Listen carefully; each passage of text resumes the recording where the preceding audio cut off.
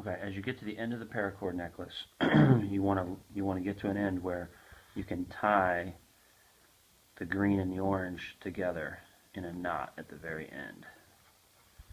Okay, so you want to make sure that your blues are long enough when you do this tie, long enough to make another tie in the blues, but you're not going to have to do that yet, but you want to make sure you have enough slack to do that. So you tighten it down, okay, and then we're going to cut this paracord here. And what we use a hot knife, and we have several different kinds of hot knives here. We've got this kind of hot knife that you can pick up at Michael's. We also have a soldering gun that's been converted. That one's from Lowe's. That's from Lowe's. Okay, so when you get to here, you basically, I hold the two blues back down the paracord necklace, hold on to them, and I come in with my hot knife. And this particular hot knife, you got to be careful because it's got an exhaust out the side, so you want to make sure you don't burn yourself with it. But I try to get a nice square cut. I don't want to cut on an angle across the paracord. I want to cut a flat cut across the paracord. Okay, and I'm melting this down.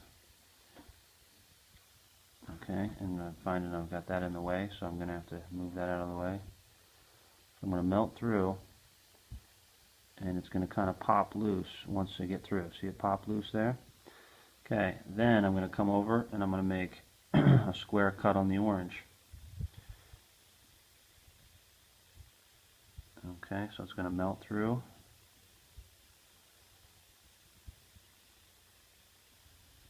Okay, it's popped loose. I take the seams out of there, take the leftovers, and I've got two guys here that I want to connect. Alright, and so if I don't have enough slack, I can kind of pull on these guys a little bit to get them up there where I want them. But I basically want these to kiss in the top here. I want them to touch, but I want to melt them together. So I bring my heat knife back in here. Watch your fingers on this. Okay, and you're going to heat them up a little bit, and then press them together. Okay, and once they're pressed together, they'll stay together. And the other thing I do is I kind of make sure that my blues are still moving, so that these are connected together, but they're not connected to the two blues. So I still have some wiggle room there.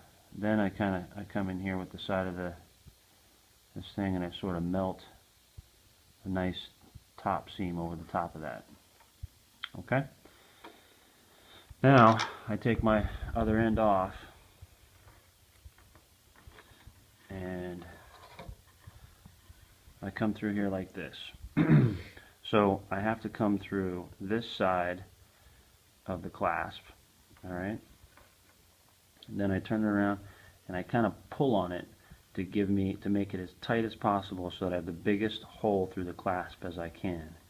And then I bring my other one over to it and I work this one through. Sometimes you'll have a bad end and it won't be able to work through easily, and you're going to have to maybe cut it again to get it to work properly. Okay? Now that I'm through, I'm basically going to tie a knot in the end of this. Okay? So I'm going to sort of work my knot along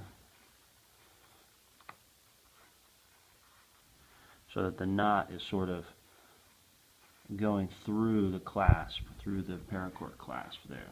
Okay? Once I feel like it's sufficiently tight, then I'm going to sort of roll the clasp out of the way so that I get a good view of this particular end sticking out. And once I have that end, I'll come back in with my hot knife and I'll cut it. But I'm not going to cut it exactly at the knot. I'm going to cut it out from the knot like a 1/16 of an inch, because I'm sort of going to melt it back to flush.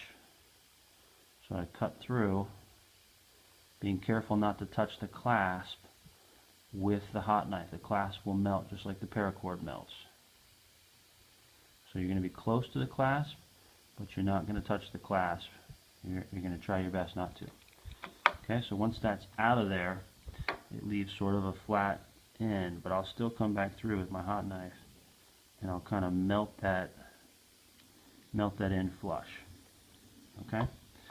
Then I'm going to come to the other one, but I'm going to roll my clasp, again, I'm going to roll it back to the other side now so that I can get a good view